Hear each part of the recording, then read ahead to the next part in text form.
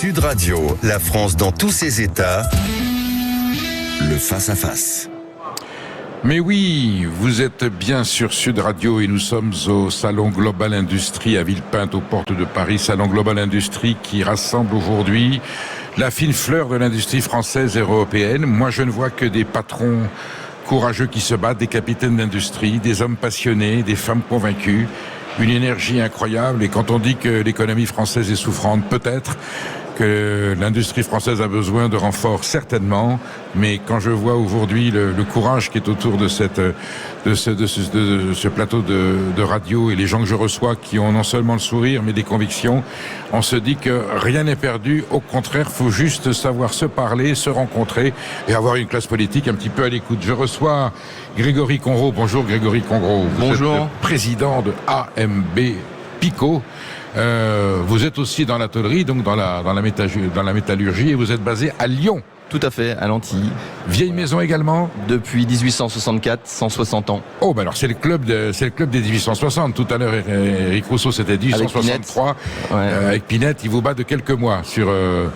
Qu'est-ce que vous fabriquez très précisément? On fabrique de la machine-outil et spécifiquement des rouleuses de tôle pour l'industrie et tous les secteurs. Ça va où? Où est-ce qu'on voit votre matériel? Ça va chez les tôliers, les chaudronniers pour faire de la sous-traitance.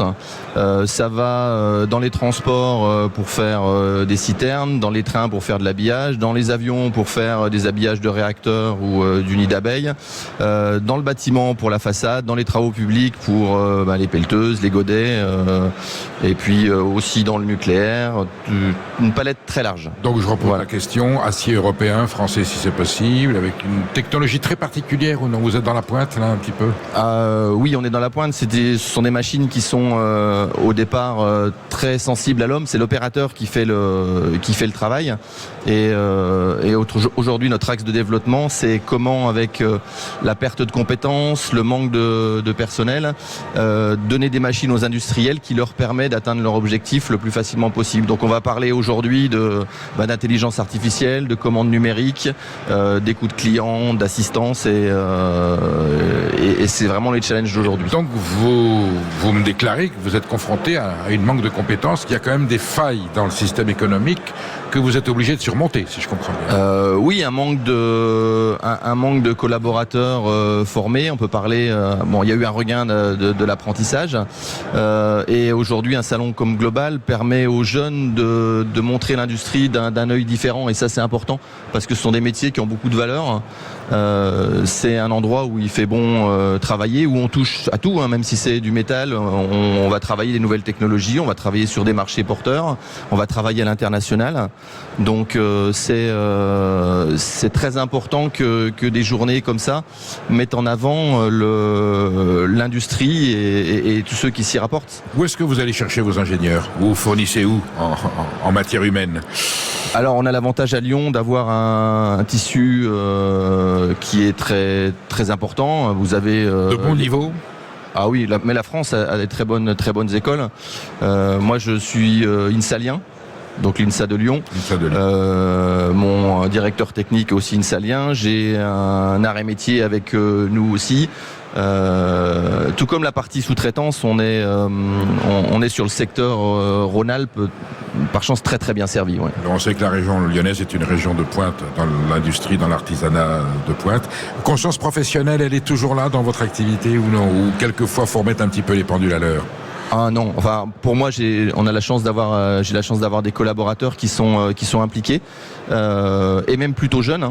Parce que quand j'ai repris la société en 2008, juste avant la crise, on avait une pyramide des âges qui était relativement élevée. Aujourd'hui, on est aux alentours de 30-35 ans et je suis pas loin d'être le plus vieux maintenant, quoi. Comment expliquez-vous que vous ayez tenu 122 ans? 160 ans. Oui, je perdais 40 ans. 160 ans. Je pense que c'est les hommes qui faisaient partie de la société et les différents dirigeants avec un fil conducteur qui a toujours été l'innovation. Et c'est aujourd'hui ce qui continue à nous tirer de l'avant.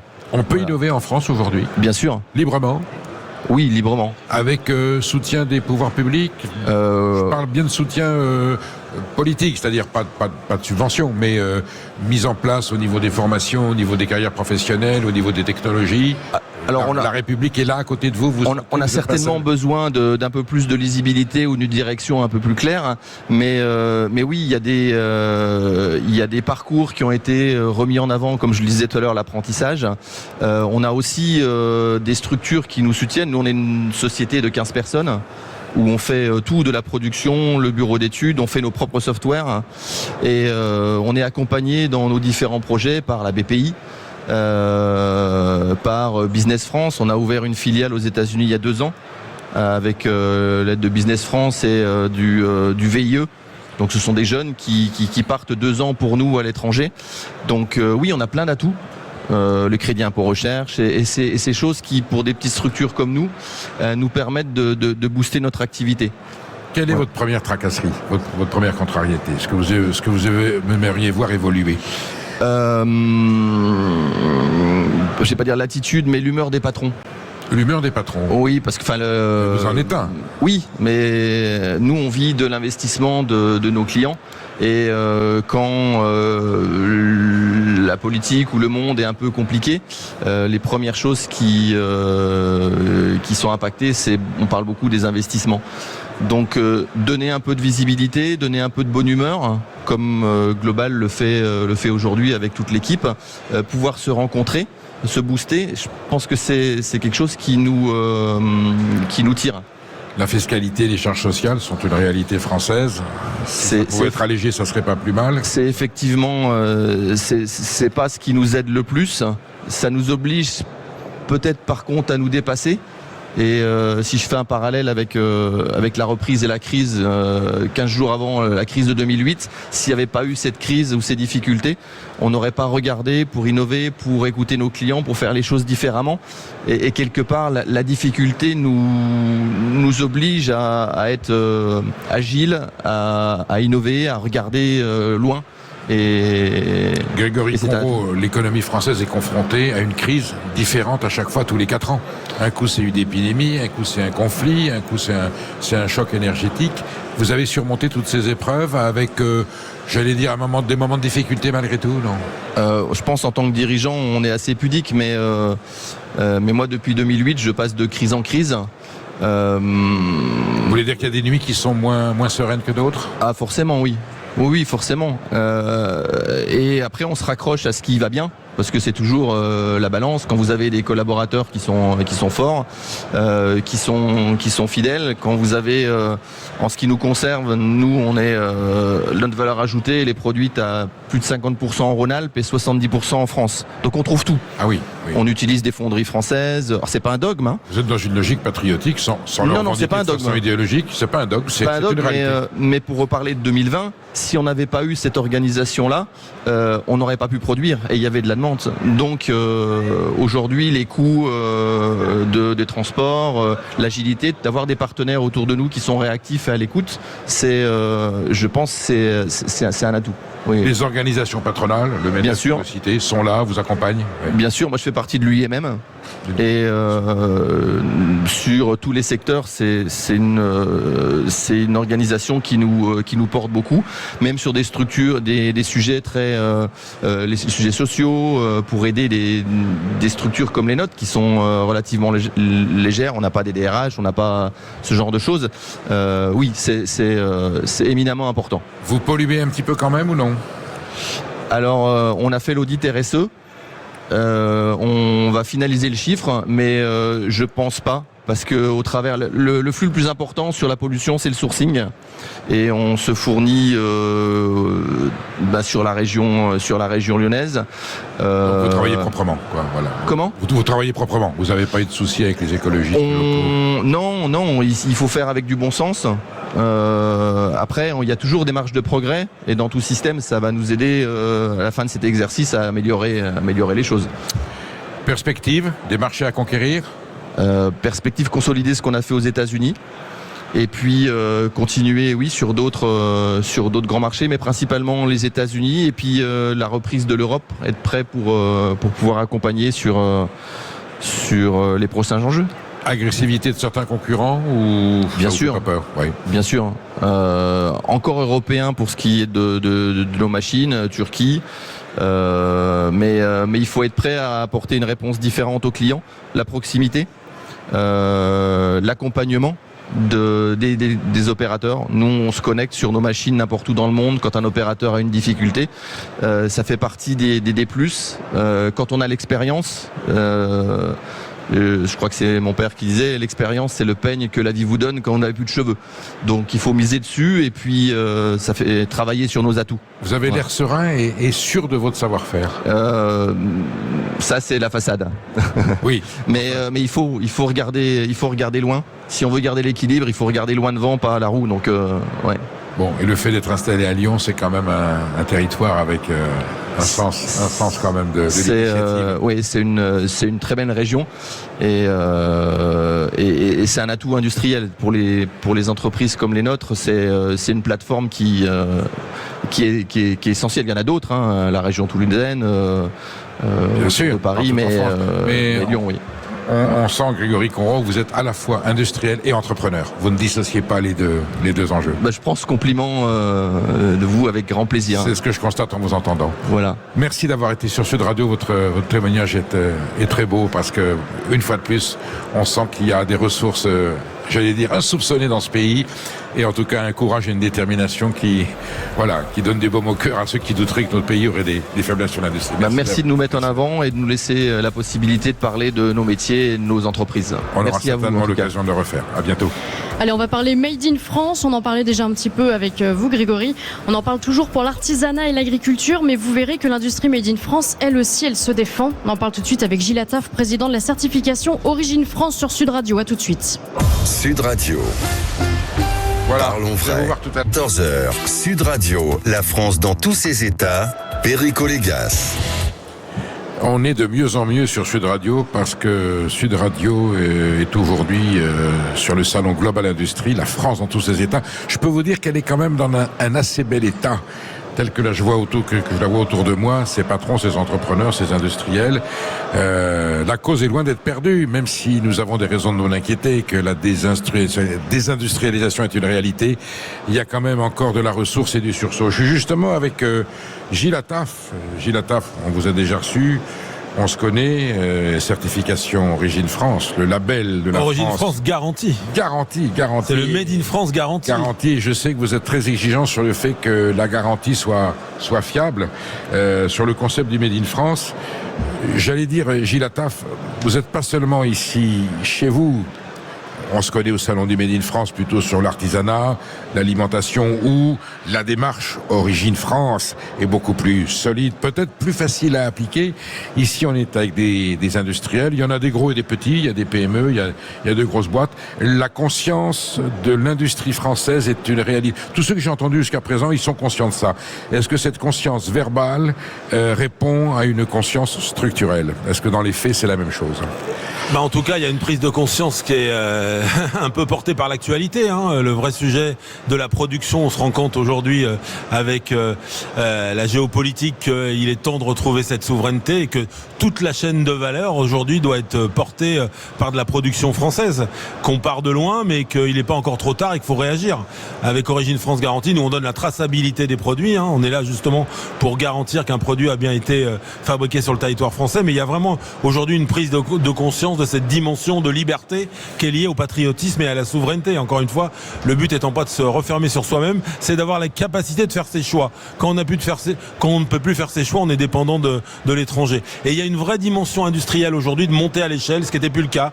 Pendant des années, on nous a dit l'atelier du monde serait en Chine, la France serait un pays tertiaire et il faut monter en gamme. Aujourd'hui, on se rend compte qu'il faut aussi produire des produits à faible valeur ajoutée et ce salon est absolument formidable, Global Industrie. Il y a des outils justement pour robotiser, pour automatiser, pour remonter à l'échelle et gagner en compétitivité. Il faut que la France soit fière d'elle et qu'elle remonte en compétitivité. Donc la mondialisation brutale, la globalisation sauvage n'ont pas tout tué, n'ont pas tout cassé. On se doute que non, mais on pourrait penser que l'industrie française est plus abîmée qu'on aurait l'impression l'idée, je veux dire, l'impression que l'on a. Et ce que l'on voit aujourd'hui, c'est pas vrai. Elle se porte pas si mal que ça. Alors elle est extrêmement abîmée, mais aujourd'hui il y a une vraie dimension de relocalisation, de réindustrialisation. Encore une fois, on n'a plus le choix, on est arrivé au bout d'un système. Perico, la mondialisation heureuse qu'on nous a vendue, qu'on pourrait fabriquer de tout à n'importe quel prix au bout du monde, il suffit qu'il y ait un problème dans le détroit d'Ormuz et on n'a plus de composants pour fabriquer. Donc tous ces sujets-là, je pense qu'ils sont pris en compte réellement aujourd'hui. Il y a une vraie volonté de réflexion, mais maintenant il faut qu'on soit tous rassemblés d'une manière transpartisane, parce que c'est réindustrialiser, produire en France. Le patriotisme économique, c'est un sujet transpartisan qui doit rassembler tout le monde. Ça doit être une cause nationale. Pour un formidable projet, c'est de se dire, on est autonome. Aujourd'hui, on est en capacité d'être un pays. On a été un pays industriel. On avait un plan, on avait une vision sur le temps long. Un très grand pays industriel avec une planification, une vision sur le temps long. Vous voyez ce qu'on a fait sur le nucléaire. Aujourd'hui, on a la chance d'avoir ce parc nucléaire absolument formidable. Et il faut qu'on reprenne ces idées de planification, mais avec sur les sujets manufacturés, on doit être en capacité de produire sur tous les secteurs d'activité. Si on n'avait pas interrompu le projet nucléaire français, l'énergie nucléaire française telle que lancée par le général de Gaulle, ce qui se passe sur le détroit d'Ormuz aujourd'hui, ce serait un détail, ce serait un petit ennui, quoi. On aurait, ouais. Ce serait beaucoup moins compliqué. C'est clair que, encore une fois, plus vous êtes autonome, plus vous avez cette liberté, et plus et moins vous êtes dépendant, effectivement, de ce qui peut se passer partout dans le monde. Et ça, on le voit tous les jours. C'est pour ça qu'avec Origine France Garantie, les sujets de souveraineté, aujourd'hui, on les a identifiés. On a 3 piliers avec Origine France Garantie. Le produit sur Origine France Garantie, sur les services également, puisque aujourd'hui, les services sont délocalisés, donc on a Service France Garantie. Et surtout, aujourd'hui, sur la souveraineté numérique. Et on a lancé Numérique France Garantie. On travaille sur la souveraineté numérique. Aujourd'hui, relocaliser, réindustrialiser le pays sans souveraineté numérique et être dépendant des Américains, c'est une catastrophe. C'est un danger absolu. Donc nous, on a pris en main ce sujet et on a ce pilier aujourd'hui. On veut identifier des solutions françaises. Perico, on a l'impression qu'aujourd'hui, il n'y a pas d'autres solutions. Mais si, il y a des gens, il y a des acteurs français. On a la chance d'avoir des ingénieurs exceptionnels qui ont travaillé, qui ont des solutions, qui peuvent répondre vraiment au sujet de la souveraineté. Gilles Attaf, le thème de cette station, c'est Parlons vrai. L'idée de Parlons vrai. Dites-moi la vérité. Est-ce que la classe politique française aujourd'hui, telle que vous la connaissez, est à la hauteur du courage, de la détermination et de la pugnacité des patrons qui sont là aujourd'hui sur ce salon? Parce qu'ils sont là, les politiciens. Ils sont venus serrer des pinces. Est-ce qu'ils sont dignes de la confiance qu'on leur fait? Ou est-ce que, allez, amende honorable, ils prennent conscience qu'ils se sont plantés pendant 40 ans, vite on rattrape le temps perdu et on vient encourager des gens qui se sont démerdés chanceux quand même pendant un certain nombre d'années? Alors ils sont plus dans le déni déjà, ce qui est déjà quand même une étape. C'est-à-dire, mon souveraineté c'était il y a 5-6 ans, c'était non absurde. Mais on pouvait pas en parler, de toute façon il n'y avait pas de sujet, donc là ils sont plus dans le déni. Aujourd'hui je pense qu'ils ont compris qu'ils n'ont pas beaucoup de marge de manœuvre, justement, vous savez, si on avait des marges de manœuvre parce que le pays allait mieux comme peut l'être les Italiens ou les Allemands aujourd'hui, peut-être qu'on s'en sortirait mieux. Donc il y a une volonté politique, c'est clair. Maintenant elle n'est pas du tout à la hauteur de ce qu'attendent les entrepreneurs. Les entrepreneurs, ils veulent des décisions, ils veulent que les choses aillent vite, et ils sont là, ils sont au combat, et ils sont prêts à prendre la main. Est-ce que tout le monde peut faire du Made in France? Tous les exposants qui sont là, est-ce que chacun à leur échelle, ils ont le moyen de faire de l'Origine France Garantie, en tout cas de l'esprit Made in France, où il y en a certains qui sont trop dépendants, j'allais dire, du libre-échange international et qui ne peuvent pas patriotiser leur démarche? On part de loin, Je vous parlais des composants tout à l'heure. Aujourd'hui, on n'est plus capable d'avoir des composants... là, c'est clair. Donc, c'est totalement impossible. Par contre, on a les capacités aujourd'hui de redevenir compétitifs à partir du moment où c'est pas une concurrence déloyale. On a quand même un vrai sujet aussi. On peut aussi se battre, mais il faut pas qu'on se batte contre une concurrence déloyale. On peut pas demander à des entrepreneurs de se battre contre des sursubventions, du dumping. Mais on a la capacité, aujourd'hui l'automatisation, la robotisation est en marche et on a les capacités de remonter à l'échelle. Nous on a des exemples avec Origine France Garantie de marques formidables. Demain je vais remettre une certification, une société qui s'appelle Big Ben qui est dans la Somme, qui fait des accessoires de téléphone qui sont fabriqués en France, qui sont certifiés Origine France Garantie. Vous voyez, aujourd'hui on a la capacité de fabriquer ce genre de produits d'une manière compétitive. Vous me parliez des politiques, vous voyez, le cabinet de Papin nous a demandé d'identifier aujourd'hui des produits de grande distribution qui sont certifiés Origine France Garantie. Donc on en a, mais faut aller plus vite, faut monter à l'échelle. Et puis il faut jouer le jeu, il faut aussi que la commande publique joue le jeu. Nous on a un vrai sujet sur la commande publique. La commande publique doit être le levier indispensable pour la relance de nos territoires. Parce que le vrai sujet c'est la relance industrielle de nos territoires. Parce que c'est là que tout se joue. Et moi je pense que les maux de notre société aujourd'hui sont liés à la désindustrialisation. Vous voulez dire, Gilles, que les pouvoirs publics sont pas toujours là où ils puraient sur la commande publique? Ah mais alors là, pour la commande publique, il y a un moment où il faut prendre ses responsabilités. On peut pas nous renvoyer à l'Europe tout le temps. Les Allemands récupèrent 80% de leur commande publique, où nous on a du mal à avoir des chiffres, mais 30-40%. Donc il y a un moment où il faut aussi prendre ses responsabilités et se dire que nous aussi on doit être en capacité c'est notre argent, la commande publique. Donc c'est un levier qu'on doit absolument activer et qui doit être réfléchi vers nos PME. Moi je suis pour un Small Business Act à la française, comme le font les Américains. Ils réfléchissent vers leurs entreprises et on réfléchit une grande partie de notre commande publique vers nos entreprises françaises. Qu'est-ce que vous disent les politiciens et les politiciennes quand il y a une faiblesse sur la commande publique? C'est trop cher, c'est ça? C'est trop cher pour les finances de l'État, Alors déjà, vous savez, nous on a quand même la spécialité au sein de l'Europe de surtransposer. C'est-à-dire qu'en plus nous on demande encore, on est les seuls acteurs. On rajoute des normes. Donc on rend un peu plus cher. On nous renvoie toujours à l'Europe, mais quand même au sein de l'Union européenne, on est les seuls à avoir des acheteurs publics qui sont responsables pénalement de leur choix.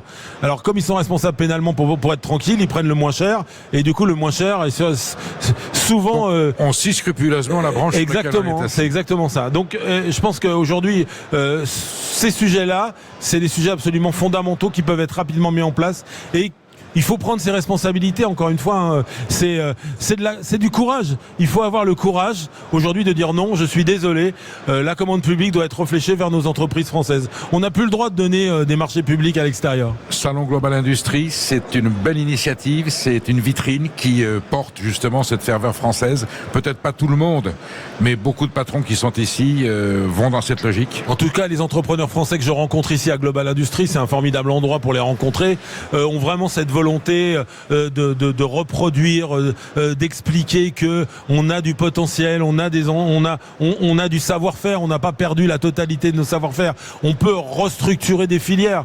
Vous savez, on parle beaucoup de la défense en ce moment. On a une BITD qui est absolument fantastique, avec des gens qui travaillent sur la défense d'une manière absolument remarquable. Mais il faut leur donner des commandes. Ils sont là, ils sont prêts. Il faut leur donner des commandes pour qu'ils produisent. Si on leur donne des commandes et qu'ils produisent, vous allez voir que là, ça va changer la donne. Je vous le dis, moi. Ils vous reçoivent comment? Pas comme un personnage folklorique. Ils savent que vous portez un enjeu politique majeur et ils vous écoutent quand vous venez les voir. Bah oui, absolument. Vous savez, nous on représente des mouvements avec beaucoup d'entrepreneurs. Je suis également cofondateur des Forces Françaises de l'Industrie, les FFI, qui sont là pour rassembler autour de ce projet en territoire. Bien sûr, il y a beaucoup d'entrepreneurs qui sont dans les Forces Françaises de l'Industrie et qui sont là, qui sont présents sur le salon et qui sont là pour porter notre projet. C'est un projet de rassemblement autour d'un formidable. Je veux dire, le choix de société qu'on propose, c'est formidable. C'est relancer l'ascenseur social par la production et produire, c'est aussi produire dans l'agriculture, produire dans les produits manufacturés. D'une manière générale, sortir de la société de consommation pour une société de production. C'est quand même pas compliqué. Donc vous êt un résistant. On est encore en résistance. Il faut pas renoncer. Le sujet, c'est qu'il faut pas renoncer parce que c'est vrai qu'on a des vents contraires, on a des gens qui voudraient qu'on renonce et nous, on est là pour montrer qu'on va pas renoncer et qu'on sera présent. Merci, citoyen Gilles Attaf. Merci à vous. Merci, Perico. Et on ira voir ensuite les acteurs de cette formidable initiative qui est ce Salon Global Industrie. À bientôt. Merci à Global Industrie. Allez, maintenant on va parler politique avec un député du Lot. Tous les politiques nous disent qu'ils se battent pour réindustrialiser le pays. Faut-il les croire? On verra ça avec Aurélien Pradier dans un petit instant. Restez bien avec nous sur Sud Radio. À tout de suite. À bientôt, Gilles. Sud Radio. Perico Légas. Vous êtes bien sur Sud Radio parce que Sud Radio est sur le Salon Global Industrie à la sortie de Paris à Villepinte et qu'on est entouré de héros, de résistants. Je ne vois que des gens courageux, des industriels, des patrons fervents qui se battent contre la mondialisation, contre l'ineptie des pouvoirs publics. Ils disent pas de mal, hein. Ils sont pas fâchés. Mais on sent bien quand on les questionne un petit peu qu'ils aimeraient bien un petit coup de main supplémentaire de la République, une Europe moins compliquée et une mondialisation qui finalement n'est pas si heureuse que ça. On va justement en parler avec le citoyen Aurélien Pradier, député de la Nation, député du Lot. Aurélien Pradier, on le connaît parce que, je vais dire, c'est un homme libre d'abord. C'est un grand républicain, c'est un authentique patriote. La thématique d'aujourd'hui, c'est son combat depuis très longtemps. On l'a entendu à l'Assemblée nationale et dans ses prises de position publiques. Il n'est pas de ces politiciens qui viennent à la dernière minute, comme au salon d'agriculture, serrer des pinces, toucher des fesses de vache pour montrer, voyez, j'étais là. Et puis ensuite, on repart dans son bureau avec ses énarques. Aurélien Pradier est un élu de terrain dans le Lot. Il a fait sa campagne électorale au départ, conseiller général au canton sur une mobilette. Et puis il a acquis sa notoriété, sa légitimité, et il est respecté, je peux le dire, par toute la classe politique, même si de temps en temps il se fâche et quelquefois il agace parce qu'il a son côté trublion d'homme libre. Aurélien Pradier, merci d'être sur le plateau de Sud Radio. Voilà, je voulais faire cette présentation parce que je dis que vous êtes ici à votre place dans la thématique qui nous rassemble sur l'industrie française. Vous avez rencontré là, vous êtes sur le salon aujourd'hui, vous avez rencontré quelques témoignages assez émouvants qui vous convainquent que votre combat est juste. Oui, et ce que vous disiez à l'instant, Péricle Gars, c'est très vrai. Ici, il y a des résistants, des patriotes, des génies, parce que tout ce qui est développé autour de nous, autour de l'industrie, c'est un génie humain, une capacité à inventer des choses, à réinventer des choses, et une fierté nationale. Mais je crois en effet qu'il y a peut-être plus de patriotes ici qu'il y en a dans la classe politique. Et ça me rend très heureux de participer à ces salons à chaque fois, depuis longtemps, d'être constant dans nos engagements, de se dire que ce pays a des forces extrêmement vives et extrêmement fortes pour changer le monde aussi, parce que ce sont non seulement des résistants et des patriotes, mais ce sont des inventeurs. Chacun des industriels ici change le monde, l'a déjà fait et va continuer à le faire. Je recevais juste avant vous Gilles Attaf, Origine France Garantie. Je lui disais, est-ce que c'est pas un miracle qui reste encore tout ça ? Compte tenu de la démission de la classe politique, de la trahison de nos gouvernants, des résignations qu'il y a eu face à l'Europe, à la mondialisation, eh bien, il y a encore des patrons français qui continuent à se battre pour préserver ce fabuleux patrimoine industriel. C'est vrai que la classe politique, depuis de longues décennies, ne croyait plus en l'industrie. Et pour une raison très profonde qu'il faut démasquer. Au fond, on s'était installé petit à petit avec la mondialisation dans cette idée que notre pays était suffisamment évolué pour ne plus avoir besoin de produire. Nous sommes devenus des espèces de rentiers où on considérait que l'emmerdement de la production, on pouvait le confier aux Chinois, à d'autres espaces du monde. Expliquez-nous ça, Aurélien. On a dit les services, secteur tertiaire, plus besoin de produire, et bientôt en agriculture, plus besoin non plus. On importera tout ça. Écoutez, j'aurais écouté il y a 2 jours un reportage sur Lionel Jospin, après sa disparition, que je respectais par ailleurs, qui développait sa théorie sur les 35 heures. Et il avait une phrase que j'ai trouvée absolument incroyable de faute. Il disait les 35 heures, c'était une idée formidable parce que nous n'avions plus besoin, nous étions devenus un si grand pays que nous n'avions plus besoin de produire. J'ai vu la scène comme vous, je suis resté... Ahurissant, parce que à ce moment-là, que se passe-t-il ? À ce moment-là, on perd d'abord une force de production économique.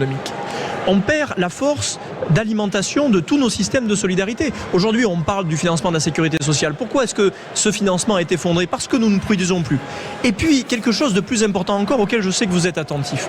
On perd une fierté, on perd une force morale. Parce qu'une nation qui ne produit plus est une nation qui se ramollit mentalement, intellectuellement. Et le grand défi aujourd'hui de nos industriels, il est là. Non seulement de produire de la richesse, de la valeur, de faire en sorte que nos systèmes de solidarité, parce qu'on travaillera plus, on produira plus de richesse, on pourra mieux la partager, mais aussi de faire en sorte que ce pays cesse de se ramollir mentalement. Et pendant des décennies, on nous a expliqué que la grande évolution positive de la mondialisation, c'était que nous pouvions devenir une sorte de pays de bourgeoisie rentière, d'aristocrates rentiers, où nous n'avions plus besoin de nous emmerder à produire, il suffisait d'aller chercher la production ailleurs. Et c'est la faute humaine la plus coupable, c'est ce qui fait qu'un pays n'est plus une grande nation. Et ici, dans ce salon, ce que nous voyons, c'est de la capacité à produire de la richesse, mais c'est aussi de la capacité à reproduire de la fierté nationale. Sans production, il n'y a pas de fierté nationale. Pour autant, Aurélien Pradier, le mot souverainisme, il y a encore quelques années, était une insulte inaudible. Et si on avait le malheur de la formuler sur un plateau de télévision, on passait pour un xénophobe, un anti-européen, un anti-français, quelqu'un qui était hors du temps. Aujourd'hui, ce mot est dans la bouche de tous les leaders politiques. Quel est ce miracle ? Comment vous l'expliquez ? Il est y compris dans la bouche des leaders politiques qui ont contribué et contribuent encore à la destruction de l'industrie française. La souveraineté. Parce que cette souveraineté, elle est générale. D'abord, la souveraineté, elle est économique, en effet. Elle est énergétique. Est-ce que j'ai besoin de vous faire un détail sur le fait que nous soyons devenus ultra dépendants de toutes les sources de production et d'alimentation énergétique dans le monde ? C'est une évidence du moment. Un grand pays comme la France... C'était évitable ou non ? Oui, c'était évitable. On a laissé faire. Et bien sûr, on a laissé faire. D'abord, il y a des décisions de démantèlement de pans entiers de notre souveraineté qui ont eu lieu. Puis il y a une deuxième chose, c'est que vous ne pouvez pas vanter la souveraineté économique d'un pays si vous ne respectez pas la souveraineté politique d'un pays. Et donc oui, à chaque fois qu'on a, par exemple, soumis aux Français un traité européen au référendum, que les Français ont dit non, qu'on a contourné, c'était la droite, donc je le dis très librement. On les a traités de débiles. Chaque bien fois sûr, on leur a dit vous n'avez pas bien compris la question. Voilà. Et comme vous êtes idiots, nous, les énarques, on est plus intelligents, on va vous expliquer ce qui est bien pour vous. Et cette souveraineté politique, on l'a abandonnée petit à petit. Mais même là, au fond, je pense qu'on a abandonné dans la souveraineté une part de la dignité du politique. Depuis quand, Perico Légas, des responsables politiques qui ont commis des fautes, des erreurs, qui ont été battus aux élections, n'ont pas démissionné ? Vous voulez que je vous fasse la liste de tous les responsables politiques qui ont perdu sèchement des élections depuis des années, qui aujourd'hui encore nous redonnent des leçons ? Lionel Jospin parlait de droit d'inventaire. Bien sûr. Est-ce qu'on pourrait faire l'inventaire des gens qui nous ont foutus, qui nous ont envoyés dans le mur, qui ont capitulé, qui ont démissionné, pour certains qui ont trahi leurs engagements politiques ? C'est la situation du moment. Ceux qui ont participé à cet échec-là, à cette faillite-là, sont ceux qui continuent à donner des leçons. Alors on peut considérer que ce que je dis est très populiste, mais ce que je pense simplement, c'est que dans la vie politique comme dans la vie des nations, il y a des fins d'époque. Et que les fins d'époque, elles font du bien aussi. Que là, nous sommes à une fin d'époque. Et ce que j'espère, c'est que la baignoire se vide vite. Vous savez, c'était cette expression qu'on a souvent. Les fins d'époque, c'est comme les baignoires. Au début, quand ça se vide, c'est très lent. On n'a jamais l'impression que ça finit. Puis plus on s'approche du fond, plus ça fait du bruit, plus c'est trouble et plus c'est nauséabond. C'est exactement ce qu'on connaît aujourd'hui. Moi, je n'espère qu'une chose, c'est que quelques pirates vont se réveiller dans ce pays pour qu'on finisse de vider la baignoire. On garde le bébé quand même. Qui est l'âme française. On garde l'essentiel, c'est l'âme française, c'est le patriotisme, c'est cette capacité que nos industriels nous montrent de faire en sorte que la France rayonne dans le monde entier. Mais disons-nous une chose très claire, autant jusque-là on pouvait gérer une richesse presque mécanique, y compris liée au début de la mondialisation. On dormait sur nos lauriers. Bien sûr, on était devenus des rentiers, je le redis. Aujourd'hui, la chose est terminée. Il faut que nous reproduisions par nous-mêmes. Et je pense que c'est une chose heureuse parce que l'on va retrouver ce pourquoi la France a toujours le mieux rayonné. La France n'a jamais été un grand pays quand elle était un pays de rentiers. Elle a été un grand pays quand elle était un pays d'inventeurs, de conquérants. Vous convenez que les souffrances, la fracture sociale, les déchirures dans le pays, la violence est consécutive à l'abandon par la classe politique de ce patrimoine industriel. Mais bien sûr. Et tout démarre de là. Et c'est là qu'il y a quelque chose de très important à dire. C'est qu'au fur et à mesure qu'on a abandonné notre industrie par des décisions fiscales, par des décisions normatives, on a aussi glissé dans cette idée que nous n'avions plus besoin de produire. Et c'est une idée qui est une grande faute morale avant même d'être une faute économique. Si on veut réarmer moralement le pays, pourquoi est-ce que dans notre pays aujourd'hui on n'apprend quasiment plus les mathématiques ? Pas seulement parce que les enfants auraient moins de capacité à comprendre les mathématiques, ça n'a rien à voir avec ça. Simplement, pourquoi voulez-vous apprendre les mathématiques dans un pays qui n'a plus besoin de produire, dans lequel on s'est installé dans cette idée que nous pouvions être seulement un espace de consommation. Et vous voyez à quel point ce réarmement moral, il repart à la conquête, y compris de l'inventivité. Le concours Lépine dans notre pays a été un des plus grands concours du monde. Eh bien, ce concours-là, il était un grand concours dans le monde parce que notre nation était une nation d'inventeurs, de producteurs, de fabricants, de constructeurs, d'industriels. Si nous ne reportons pas à cette conquête-là, notre pays ne retrouvera pas son âme. Et moi, je trouve qu'il y a là une ruche d'espérance nationale et patriotique bien plus grande que dans beaucoup de sérails politiques. J'évoquais au début de l'émission, je comparais à l'exposition universelle, à moindre échelle, mais pourtant l'esprit est là. Et les organisateurs du salon me confirment, oui, on est dans une petite exposition universelle, celle du génie français. Concrètement, Aurélien Pradier, je ne vais pas vous faire le coup classique. Si vous étiez en situation, quelles mesures vous prendriez ? Mais qu'est-ce que vous demandez aujourd'hui de la classe politique, de nos gouvernants ? Quand on a vu M. Barnier, M. Bayrou, Michel Barnier, François Bayrou, qui n'ont pas dit que des bêtises, qui ont été conscients de l'enjeu, je ne crois pas du tout aux solutions du côté de la Macronie. Pour autant, est-ce qu'il y a aujourd'hui dans ce pays des hommes et des femmes politiques en mesure de prendre des responsabilités, qui sont aptes, capables et qui auront le courage de prendre les mesures nécessaires pour redresser l'industrie française ? La réponse est oui. Mais d'abord, il faut que la classe politique cesse de faire son numéro de claquette entre elles. Regardez un instant, Perico Légas. Depuis 3 semaines, de quoi parlons-nous ? Est-ce qu'on parle du sujet industriel, des sujets internationaux, de la gravité de la situation ? Non. Chacun s'excite à droite comme à gauche sur la primaire ouverte, semi-fermée, voilà, demi-ouverte. Bref, c'est je ne vais pas être vulgaire en lisant, mais tout ça, c'est du divertissement. On s'intéresse au poste disponible en mai 2027. Eh bien, je pense d'abord que la classe politique qui peut reconquérir ce pays est une classe politique qui se désintéressera de ces artifices et de ce bidouillage insupportable. La deuxième chose, c'est que je pense que nous sommes à un moment qui ressemble à celui de l'après-guerre en termes de reconstruction, de nécessité de reconstruction, et que donc il va falloir que des pirates se mettent ensemble. Je prononce le mot de pirates, des patriotes, des femmes et des hommes inclassables, des flibustiers, différents les uns des autres, comme ce fut le cas avec le Conseil national de la résistance, qui à l'époque a été prodigieux parce que... On est en résistance. Et bien sûr, nous sommes dans une situation qui peut être équivalente d'un point de vue historique. Et donc nous avons besoin d'avoir des balles à frais. Il faut que la classe politique se réarme de personnalités qui dérangent, qui perturbent et qui ne soient pas hygiénisées par cette époque insupportable. Et donc je pense que le vrai chemin, il est là. Et c'est un chemin très concret pour nos industriels. Parce que non seulement il va falloir travailler sur la question normative, sur la question de la rémunération du travail, leur laisser de l'air pour qu'ils puissent produire. Mais avant ça, il faut retrouver le discours moral. Il faut une classe politique qui dise à ce pays, nous allons redevenir un grand pays de producteurs. Et la question normative et fiscale, elle ne sera que la déclinaison de ce projet politique que nous aurons en commun. Est-ce qu'on peut encore espérer que l'Union européenne change totalement de doxa et adopte le raisonnement que vous êtes en train de tenir sur cette souveraineté qui non seulement est française, doit être européenne? Il peut y avoir, vous avez forcément des contacts avec d'autres parlementaires européens et vous rencontrez des responsables politiques européens. Je ne pense pas seulement à M. Orban qui est très controversé, mais est-ce que vous pensez qu'il y a une prise de conscience qui est en train de se mettre en place en Europe pour promouvoir une souveraineté européenne et une souveraineté française? Oui, elle arrive cette prise de conscience. Mais comme toujours, pour révolutionner l'Europe, il faut des révolutionnaires. L'Europe ne se révolutionne pas en elle-même, elle n'est que le fruit de ceux qui la composent. La France doit jouer ce rôle, comme elle l'a toujours joué, y compris sous les gaullistes, de révolutionnaire au sein de l'Union européenne, quitte à secouer la table très fermement lorsque c'est nécessaire. Le meilleur service qu'on puisse rendre à cette Union européenne aujourd'hui, c'est de la bousculer très fortement. On a eu des présidents de commission, Monsieur Barroso, Monsieur Juncker, Madame van der Leyen, aujourd'hui, on les voit à l'œuvre. Ils sont responsables. Quand même, vous dites la classe politique française a démissionné. L'Union européenne aussi nous a fait du mal. Et regardez la question du Mercosur, puisque nous sommes sur un sujet de production aussi. Rendez-vous compte, Perico Légas, que la France, ce grand pays fondateur de l'Union européenne, s'est fait marcher dessus sur la question du Mercosur, marcher dessus, sans que nous n'ayons eu autrement que d'une réaction petitement politique. Et sur des sujets comme cela, la France ne peut pas ne pas dire à l'Union européenne le chemin que vous prenez est un mauvais chemin. Et c'est pas seulement une question de rébellion française à l'égard de l'Union européenne, c'est que si nous croyons et si nous aimons l'Union européenne, nous devons lui donner une autre direction.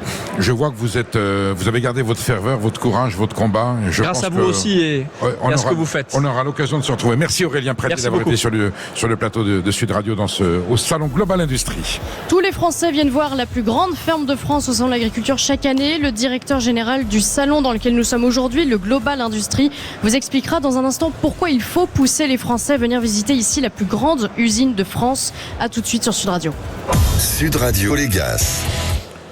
Vous êtes bien sur Sud Radio et Sud Radio est aujourd'hui au salon Global Industrie, de l'industrie globale. En fait, c'est la foire industrielle, c'est pas le salon d'agriculture, c'est le salon de l'industrie française. Et depuis 2 heures, je ne rencontre que des patrons fervents, passionnés, courageux. Ils sont confrontés aussi à des difficultés, mais ils sont tellement fiers d'être ici, ensemble, de se retrouver dans un acte de solidarité. Je redis pour la 3e fois que ça me fait penser à l'exposition universelle que j'ai pas connue, mais j'en avais des images sous Napoléon III. Et on voit que cette énergie, Sébastien Gillet, pardon, elle est toujours là. Vous les rencontrez, vous les avez rassemblés. Donc d'abord, félicitations. Merci beaucoup. Bravo pour cette initiative. Merci. Qui va non seulement faire des petits, elle va faire des grands. On le dira tout à l'heure à la fin de notre échange. Ensuite, ça sera à Lyon l'année prochaine. Et puis peut-être un jour, ça ira plus loin, mais il y a déjà des salons. Oui, on a des salons en région, bien sûr. Est-ce que vous êtes un homme heureux de voir que ces gens qui sont ici croient en ce qu'ils font et le fait d'être ensemble, ils se sentent solidaires, ils se sentent portés par l'espoir. Ils se sentent portés. On est très content que le pari d'avoir une grande vitrine de l'industrie réussit, je crois. C'est important que l'agriculture ait sa plus grande ferme, mais c'était aussi important que l'industrie, entre 9 et 10% du PIB, ait sa plus grande vitrine. Et là, aujourd'hui, on peut dire... usine même. Et sa plus grande usine, 3000 machines en fonctionnement, en effet, c'est la plus grande usine, c'est 2300 exposants. Donc oui, on a du sourire. Nous, notre thématique, l'état d'esprit, c'est positivons l'industrie. Ça ne veut pas dire qu'on met les mains devant les yeux. Vous l'avez dit, Perico, il y a bien sûr des sujets, c'est compliqué, il y a des filières compliquées, mais globalement, on a une industrie qui sait se battre, qui est résiliente, qui est agile, qui est innovante, qui est rassurante. On a des filières qui fonctionnent bien en France, l'agroalimentaire, l'aéronautique, le luxe. Donc, nous ne noircissons pas tout, ne mettons pas les mains devant les yeux, mais une nouvelle fois, on a la chance d'avoir du visitorat, des projets. Donc oui, il y a un vrai sourire dans le salon. Sébastien Gillet, il n'est pas question de politiser ce salon, c'est le salon de tous les industriels. Pour autant, il y a une thématique, la souveraineté, l'indépendance de la France, mais dans un sens économique, pas dans un sens idéologique. J'ai l'impression que c'est une prise de conscience qui est assez partagée. En effet, si on fait marche arrière il y a 10 ans, vous n'aviez pas pas de politique sur un salon comme Global Industrie, on n'avait pas de jeunes, on n'avait pas de médias. Merci une nouvelle fois Perico d'être présent aujourd'hui, de porter les... On n'était pas les seuls. Non, bien sûr, mais porter aussi l'industrie. Mais on va avoir entre 6 000 et 8 000 jeunes dans cette édition-là. On a eu 10 ministres qui sont venus. C'est jamais arrivé sur un salon industriel. Donc cette prise de conscience, elle est réellement prise par les pouvoirs publics français. Comment vous l'interprétez ? Ils prennent conscience qu'il faut être là. Ils prennent conscience qu'il faut être là. Ils prennent conscience qu'un pays qui n'a pas d'industrie, c'est un pays qui meurt. Ils prennent conscience que pour avoir une économie forte, il faut avoir une industrie forte. Ils prennent conscience que la France est une chose, l'Europe c'en est une autre. Donc protégeons nos industriels, défendons nos industriels, parce qu'en effet, il y a deux gros blocs dans le monde, les États-Unis et la Chine. Si l'Europe ne se positionne pas plus fermement, on peut avoir des quelques difficultés plus grandes dans les 10-15 prochaines années. Alors, évidemment, il y a les mots, il y a les gestes. Ensuite, on verra dans les faits. C'est ce que m'ont dit tous les patrons. Bien sûr. J'en ai pas un qui s'est plaint. Ils m'ont dit c'est dur. J'ai pas eu de pleureuse, si vous voulez. J'ai pas eu de pleurnichard. J'ai pas eu de personne aigrie. Je n'ai que des gens courageux, malgré une situation, en plus avec la crise pétrolière et le conflit qui n'arrange rien au Proche-Orient. Comment vous expliquez cette ferveur ? C'est des gens qui sont d'abord passionnés par ce qu'ils font. On a la chance d'avoir des industriels qui sont passionnés, qui sont courageux, vous l'avez dit. Moi, ce qui me bluffe le plus, c'est que pendant 30-40 ans, on a eu des industriels qui étaient passionnés par leur métier. C'est ça qui est plus fort. C'est plus fort que la technologie, c'est plus fort que le savoir-faire, c'est plus fort que les accompagnements. Il y en a qui sont restés sur le carreau. Il y en a, bien sûr, malheureusement. Il y aura toujours des entreprises qui fermeront en France ou en Europe, mais il y en aura d'autres qui vont se créer. On est quand même sur un solde positif sur les 10 dernières années. Solde positif d'ouverture d'usine. Vous pensez que le fait de les réunir, qu'ils prennent conscience qu'ils ne sont pas seuls, c'est la clé. Ça stimule l'espoir, ça stimule l'énergie. Vous n'avez pas de grande filière s'il n'y a pas un grand rassemblement. C'est une certitude. Aujourd'hui, on parle de tout sans mettre les mains devant les yeux. La décarbonation, la féminisation de l'industrie, 27% de femmes. Il faut qu'on monte en femmes dans l'industrie. L'attractivité de l'industrie, c'est un vrai problème aujourd'hui d'attirer de nouveau les jeunes dans l'industrie. Tout ça, on en parle sur Global Industrie. Bien sûr, tous les sujets, décarbonation, l'IA, l'intelligence artificielle, c'est des sujets bien sûr qu'on traite, qu'on accompagne les TPE. Mais aujourd'hui, il n'y a plus de tabous. Il y avait des tabous, il n'y en a plus aujourd'hui. Est-ce qu'on peut dire, Sébastien Gillet, qu'il y a un génie spécifiquement français, particulièrement dans l'activité industrielle ? Il y en a dans l'artisanat, il y en a dans l'agriculture. Est-ce qu'il y a des choses qui se passent ici qui ne se passent nulle part ailleurs ? Alors en tout cas, il y a des choses qui se passent ici, c'est que nouvelle fois, les locomotives industrielles françaises, alors on peut bien sûr... Il y a de tout ici, il y a des grands, il y a des petits, des moyens. 85% du tissu industriel français, il est quand même plutôt de PME, donc on va dire que c'est plutôt PME, 70% de français. La chose que je ressors une nouvelle fois, vous l'avez dit Perico, c'est la passion. Ça, on n'en l'a jamais enlevé. Et pourtant, comme vous l'avez dit, ils ont souffert les industriels. Pendant 30 ans, ils ont été boudés, on a voulu faire un pays de service en enlevant l'industrie. Aujourd'hui, on a réinversé la tendance. Donc il faut continuer, il ne faut surtout pas lâcher les industriels. Parce que si on les lâche là, c'est 10 ans encore une nouvelle fois de perdu. Moi, le maître mot, c'est la passion, c'est l'envie, c'est l'agilité. Ils enchaînent des crises depuis 10 ans. Vous vous rendez compte, toutes les crises qu'on a enchaînées, et ils sont toujours là. Et vous l'avez dit, avec le sourire. On a vu des leaders politiques se promener dans le salon, ce qui est tout à fait normal. Ils sont à leur place. Bien sûr. Voilà. Et puis je pense qu'ils écouteront ce qu'on leur dit, parce que ici il y a que des gens responsables et des gens qui sont dans le concret. Et ils venaient pas avant.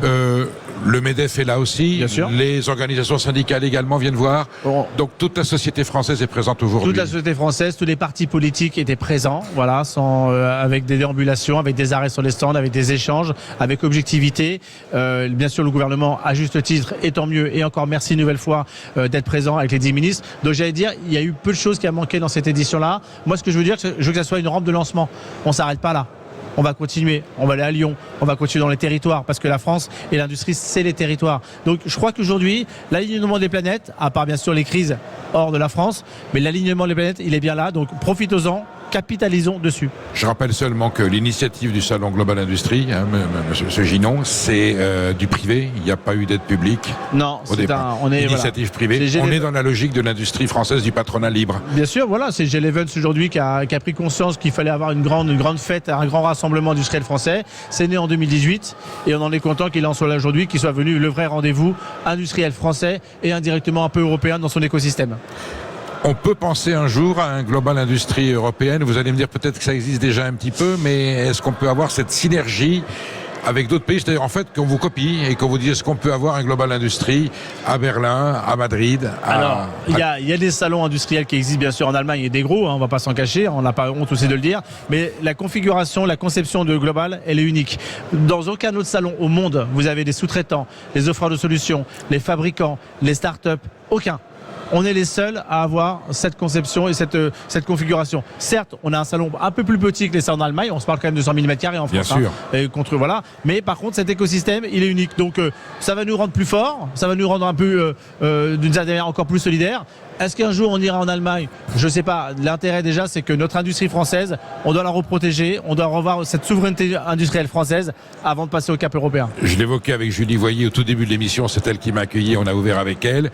Il y a aussi des entreprises étrangères, européennes, bien sûr. donc ils sont là, tout à fait. Et tout le monde mène le même combat pour la même cause. Oui, parce que la chance qu'on a en France, c'est que notre industrie, elle est variée. Elle est dans l'agroalimentaire, premier secteur industriel français, elle est dans le luxe, elle est dans le médical, elle est dans la défense.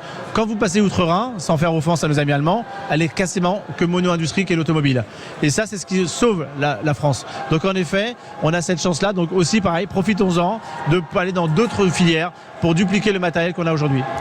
Lorsque le roi Louis-Philippe Ier a fait don du château de Versailles à la nation, il a fait graver sur le fronton à toutes les gloires de la France. Je vous propose, Sébastien Gillet, que l'on dédie ce salon, je suis personne pour le faire, mais vous, oui, à toutes les gloires de la France. À toutes les gloires de la France, bien sûr qu'il faut le dédier, à notre souveraineté, à nos 3 400 000 industriels qui sont toute l'année dans les usines et qui portent l'industrie, parce que sans industrie, on mange pas, sans industrie, on voyage pas, sans industrie, on se soigne pas, donc il faut que cette prise de conscience est liée au niveau des jeunes. Donc, une nouvelle fois encore, merci de faire des coups de projecteur à l'industrie, ils en ont beaucoup souffert et c'est important que vous soyez là. Et merci à vous d'être sur ce plateau. Sud Radio sera toujours à vos côtés et à côté des industriels français. Merci beaucoup, Perico. Bientôt.